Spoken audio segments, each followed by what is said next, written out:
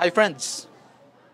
Alam niyo ba na isa sa pinaka nakakarimarim at isa sa mga kwento na mababasa natin sa banal na kasulatan na talaga namang nakakapanindig balahibo ay mababasa natin sa 2 Kings chapter 6 beginning verse 25 hanggang 2 Kings chapter 7.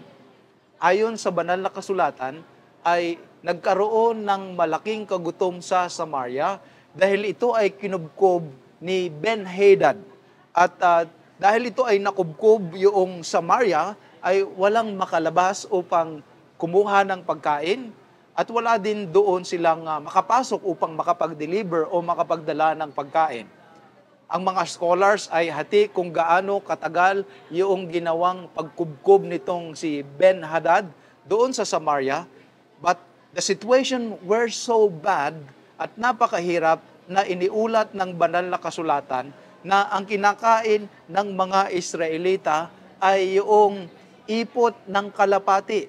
Hindi po yung kalapati, kundi yung ipot ng kalapati. At nabibili din po sa napakamahal na halaga yung ulo ng donkey.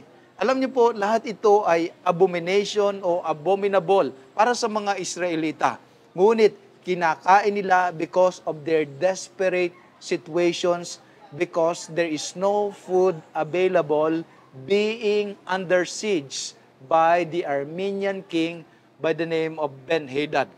Hindi lamang po yun ang nangyari. Ayon sa banal na kasulatan, samantalang dumaraan ang hari dito sa 2 Kings 6 verse 26.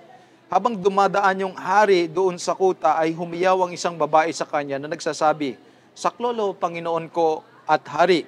At kanyang sinabi, "Kung hindi ka saklolohan ng Panginoon, sa ano kita sasaklolohan?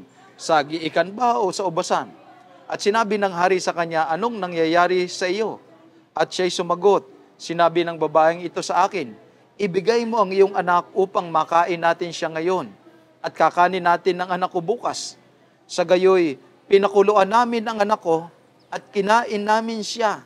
At sinabi ko sa kanya sa sumunod na araw, ibigay mo ang iyong anak upang makain natin siya at kanyang ikinubli o itinago na ang kanyang anak."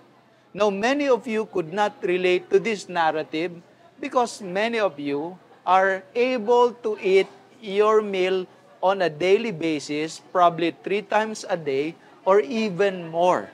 Pero napakalala nung tagutom na dumating sa kanila, and I could not imagine the horror of these mothers that they were forced na lutuin yung kanilang sariling anak upang kanilang maging pagkain.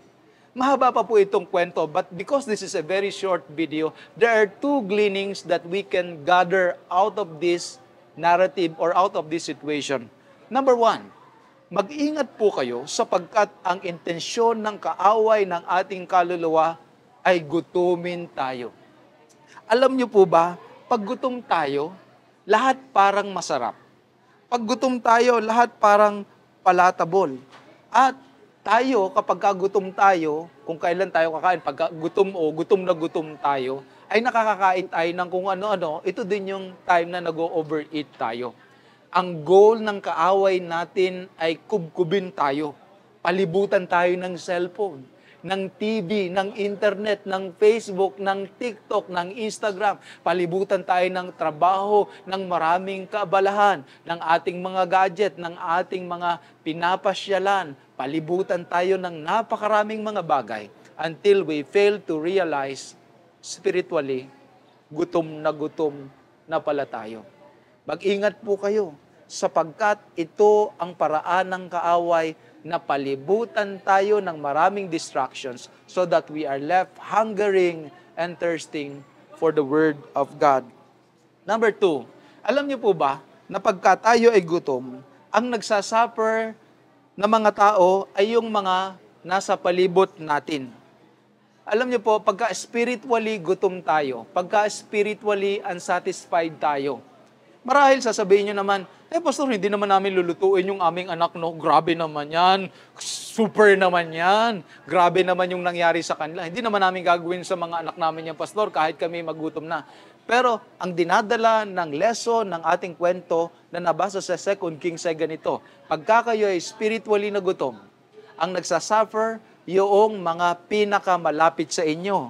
Pagka emotionally gutom kayo, ang nagsasuffer yung asawa ninyo, yung inyong anak, yung inyong kapatid, yung inyong mga magulang, yung mga taong nakapaligid sa inyo, sila yung nakakatay natin. Sila yung nagsasuffer ng resulta dahil tayo ay mga spiritually na mga gutom din. Sila din ay nagre-resulta din ng kapabayaan natin sa ating relationship sa kanila.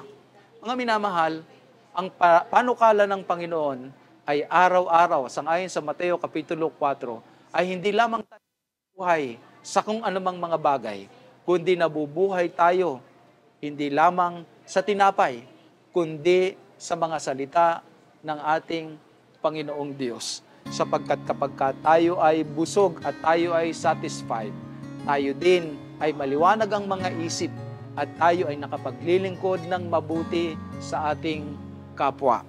Ngayon, ang mundo natin ay pinapalibutan tayo ng kung ano-anong mga attractions, kung ano-anong mga bagay, upang mabisi tayo at mawalan na tayo ng pagkakataon o time upang makakain ng sariwa at masustansyang salita ng ating Panginoong Diyos. Huwag kayong pumayag.